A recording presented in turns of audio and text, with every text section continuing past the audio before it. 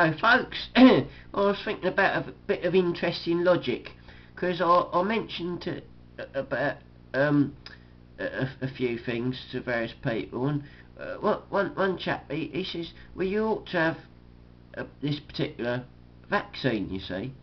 He says, because I've had it, and it didn't do me no harm, and he says, you don't want to fear the vaccine. And then a little bit later, he says, I'm not having that swine flu vaccine. And I thought, hold on a minute. There's some interesting logic going on here. That's a bit like saying, with for example, something like a cigarette, isn't it? You could have a cigarette, and you could say, well, it ain't done me no harm.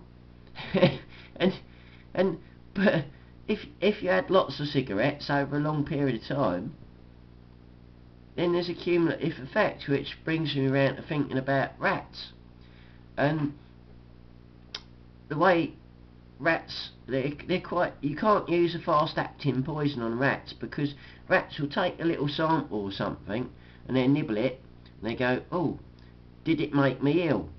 If it didn't, they nibble a bit more, and if they find that they don't get ill from it, they'll keep eating it.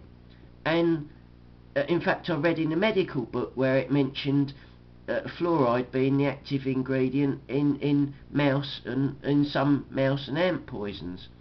And of course, again with mice, same thing, isn't it? So it's a cumulative poison. It'll build up over a period of time, and then that's it. It's a bit like cigarettes, isn't it? I mean, people can smoke cigarettes for years and years and years, and they can turn around and say, well, they can say they're alright, can't they? Yeah? And then then they have side effects long term, cardiovascular problems, lung cancer, stuff like that, which are now known to be sort of, if you like, the long term side effects of cigarettes. But years ago, although some people might have been in the know, shall we say, it might not have necessarily been, how shall we say, brought to the public's attention. And in the mythical history of time, apparently, I haven't verified this, but on the National Health Service in Britain, you could actually get cigarettes as a health thing. And if you think about it, if you wanted to promote cigarettes from a health point of view, you could find the research to do it, because you could sort of say, well, cigarettes help to calm the nerves, and that could save lives.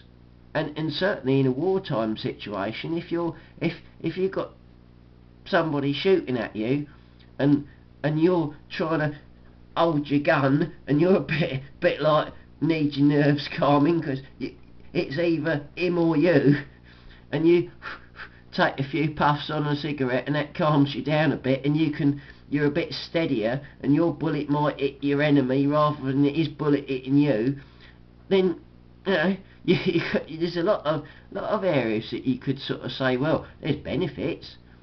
It's not untrue. Depends who's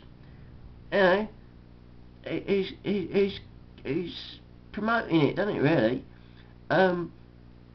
But obviously now people could see that long term it's not beneficial. And I wonder, again, like, you can get vaccines and people like differentiate, don't they? Like the chap who was saying, oh, we should have that one, but I'm not going to take this other one. And you think, well, that's a bit like saying, I smoke this brand of cigarette, but I'm not smoking that other brand of cigarette. And you could say, well, yeah, well, I knew somebody who smoked that brand of cigarettes and they lived till they was 90, and somebody else who smoked this other brand of cigarettes and they popped off in their younger years. And you could use that as your sort of I mean, it wouldn't be very good logic, would it? Because you're ignoring a lot of other factors. Like, you could give a vaccine to one person, won't make any odds at all. You give the same vaccine to somebody else, and they might have some reaction due to something in there, like whether it's a preservative or an adjuvant or whatever. Or just they might, for example, flu vaccines are cultivated in egg stuff, aren't they? And somebody who's allergic to eggs, that vaccine could be lethal to them, but to somebody else, that other person might say, "Oh, well, it didn't do me any harm." Well, no, because you're not. You can't just sort of say, well, because it didn't do you any harm, it's not going to do somebody else any harm. That's what all this, where this mandatory, oh, everybody should have it, it is so ridiculous, because we're all not the same.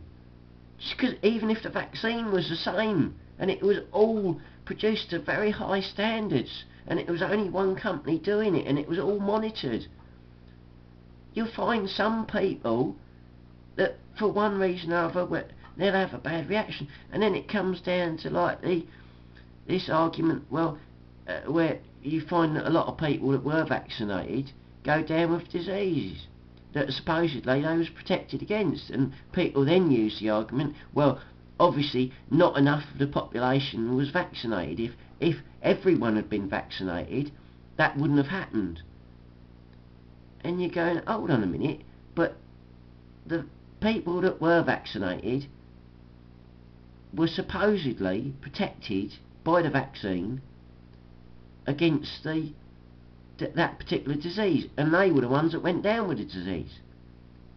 So how can, if the others have had it, how would that work then? I mean, it's a bit like, I was trying to get an analogy to it. It's a bit like if you had, say, a couple of lots of infantry, say, and some of the troops, all the troops were offered these bulletproof vests, and some of them looked at the bulletproof vests and thought, nah, these ain't much good, we ain't wearing them. And people looked at them, you're stupid, you should put the bulletproof vest on. And so some of the men put the bulletproof vests on and some of them don't. And the ones who've got the bulletproof vests on seem to get wounded worse than the ones that haven't got the bulletproof vests on. And so the commanding officer comes along and says, well, if they'd have been wearing their bulletproof vests as well, then the ones who were wearing the bulletproof vests wouldn't have got the wounds that they got. Now that wouldn't make sense, would it? Because you'd say, well, hold on a minute, how would that work then? Because the bulletproof vest obviously didn't work, it didn't stop the bullet. If somebody else is wearing a bulletproof vest, that ain't going to make any difference to mate who got the bullet through his bulletproof vest, is it? I mean, it's about the same, has about the same credulity, doesn't it? It's like, and it's the same thing, isn't it? If you've been vaccinated, you're supposedly protected. So what does it matter if somebody isn't?